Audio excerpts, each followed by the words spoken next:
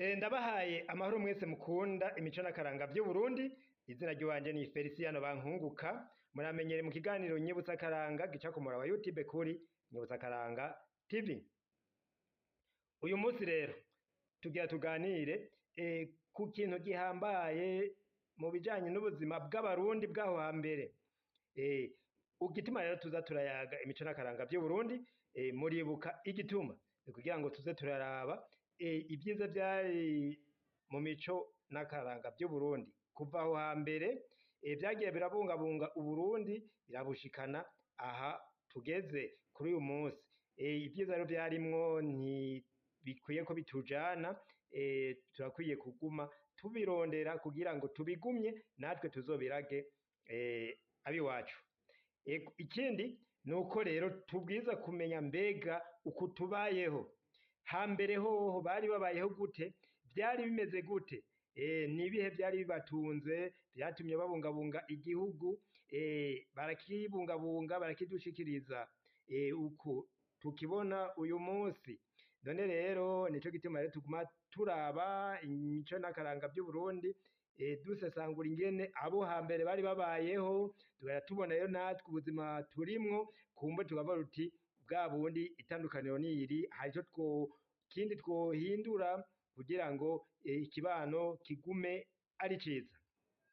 None rero maze iminsi ndabayagira ku bijanye n'umugirwa wo gusenga aho hambere, ivyo bita kubandwa. None rero kubandwa warimo imigirwa myinshi, ubu rero tugira twumvirize ico bita ibiyaga. Ibiyaga bakubwiye ibiyaga wumva ko ari mu bwinshi, ari kimwe citwa ikiyaga. Hakaba rero iryo jambo ko tuza kurikoresha mu migirwa y'ukubandwa, ntuze kuritirana n'irindi jambo ikiyaga dukunda kumva mu ntara za Karusi, mu gihe iryo jambo ikiyaga risigura igikorwa umuntu akora agaca atahukana impembo, atari ca gikorwa umuntu akora akazorindira guhembwa ku kwezi. Mu ntara za Gitega, za Rutana, nivyo bita ibiraka. Aho rero muri za Karusi naho bavuga ngo ikiyaga, umuntu akubwira ati mpikiyaga, muri za Gitega za Rutana akubwira ati mpikiraka, igikorwa ashobora gukora nko ku munsi agaca atahana agahembo kiwe. Navuze ko gica gitandukana n'igikorwa umuntu akora ku kwezi akazohembwa ukwezi guheze.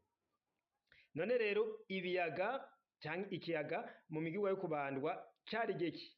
Reka mbanze ndabareke mwumvirize ikiyago twagiriraniye n'abakurambere bahariya Inkoma, abakurambere twaganiriye hariya Inkoma. Mubanze mwebwe mwumvirize ikiyaga ico arico, mwumvirize imvo n'imvano yavyo, hanyuma rero nimwaheza kumviriza turaheza rero tubandanye tuyaga n'ayandi makuru yavuzwe muri ivyo biganiro. Muraza kumva ico arico ikiyaga, mwumve gushika ku rugomero, byose akanya nigwanya. Reka rero mbanze ndabaha akanya mwumvirize, hanyuma rero ndaheza ngaruke tubandanye tuyaga. Mugira amahoro.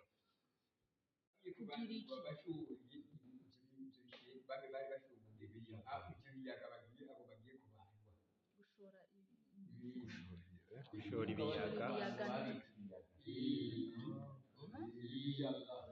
abaje kubandwa muri bo bita ibiyaga. Abashora nabo ntibajya babaherekeje. ku rugomero niho haba amajambo menshi. Umuntu yasitse ku rugomero rero baramwuhagira. Ushitse ku rugomero, bitubwiye ushitse kw'ibanga rikuru. Ku rugomero, uwushitse ku rugomero yabashitse kw'ibanga rikuru. Barahakimbagira bakaratabana ry'uwo muntu.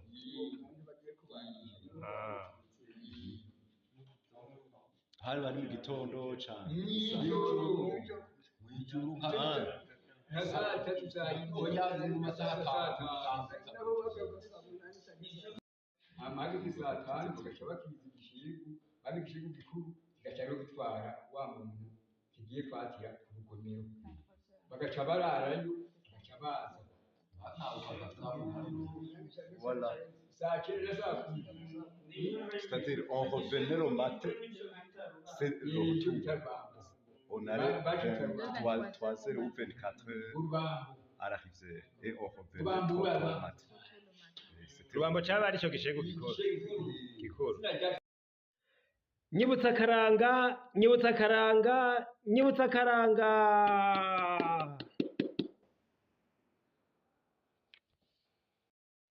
Ego murakoze cyane rero ikiganiro murahejeje kucumva twagiraniye n'abakurambere bo ku Mpinga ni muri komine Mpinga Kayove mu ntara ya Rutana.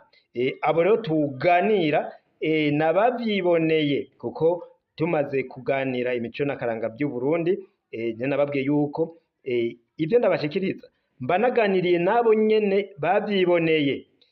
Igihe ari byo nasomye ndababwira yuko nabisomye nkababwira naho nabisomye, ariko rero ubu ndacaganira n'abakurambere bobo babaye muri iryo banga baravyibonera. Nuko rero twariko turavuga ku bijanye n'ikiyaga, bakavuga kandi ibiyaga ni mu bwinshi. Mwumvise yuko ibiyaga bari bande? Ibiyaga ni barya baba binjijwe mu gigwa wo kubandwa, barya bariko barabandwa babita ibiyaga. Umuntu rero bagomba kubandirwa bamwita ikiyaga, mu bwinshi bavuga ko ari ibiyaga. Barya rero ibiyaga barabajana, mwumvise, bakabashikana ku rugomero,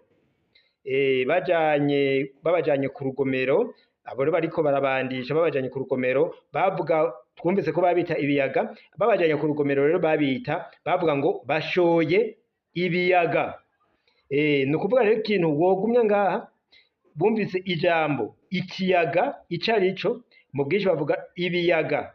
Hanyuma rero bavuze gushora ibiyaga, uca wumva yuko ari ukujana ku rugomero babandi babandwa. Nuko rero twumva rero ko imico n'akaranga by'u Burundi tukwiye kuguma twiga. Ushobora kumvise iryo jambo ugushasha, ikiyaga ico arico no gushora ibiyaga. Ngayo rero majambo y'inkoramutima twumvise uyu munsi, ibiyaga hanyuma gushora ibiyaga. Babishora he? Ku rugomero. Ku rugomero rero abatahazi ni hajya mu mwonga, aho inka zaza kunywera amazi, tuvuga ko ari ugushoka, aho inka zashokera. Rero na cane cane icyo umenya nuko aho hantu haba hashoka inka y'imfizi, haba hashoka imfizi. Uko rero nuko bimenya imico y'akama y'u Burundi uko yari yubatse.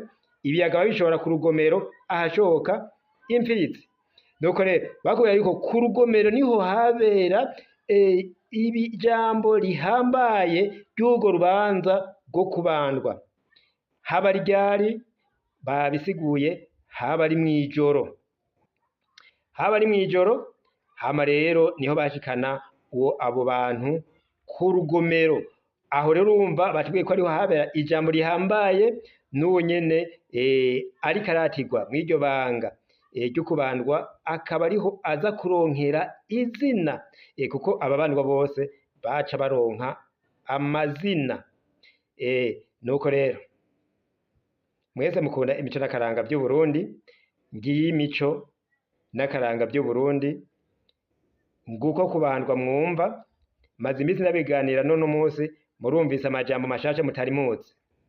None rero ibikorwa ni byinshi. Nababwiye yuko uyu mwaka turimwo ari umwaka w'ibikorwa.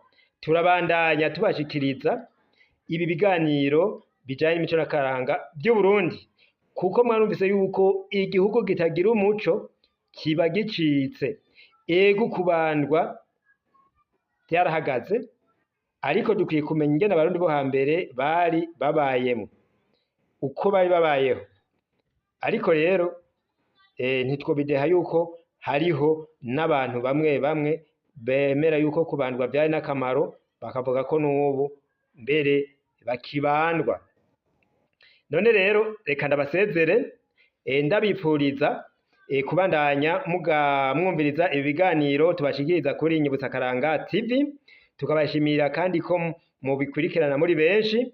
Ico nobasaba kandi ni kubandanya muterera ibi biganiro mudushigikire mu byo mushobora, hari abitanga mu kutwereka abaduha inkuru, abaterera muri iki canke kiriya kugira ngo ibi biganiro bibashikire mbere birimo n'akanovera, mubimenyeshe n'abandi, muze murabarungikira abandi kugira ngo bamenye imico n'akaranga by'Uburundi.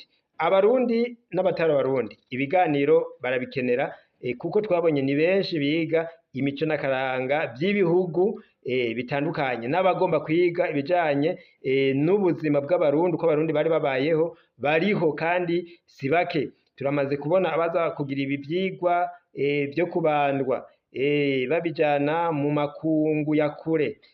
None rero tubandanye tubitohoza kugira ngo abari babizi babiduhe, tubishire ahabona, tuvyandike, tubishire kuri ubu buhinga bishikire benshi, babibone, n'abana bazovuka bazoza baravuga ati aha turi abari bahari bari babayeho gutya.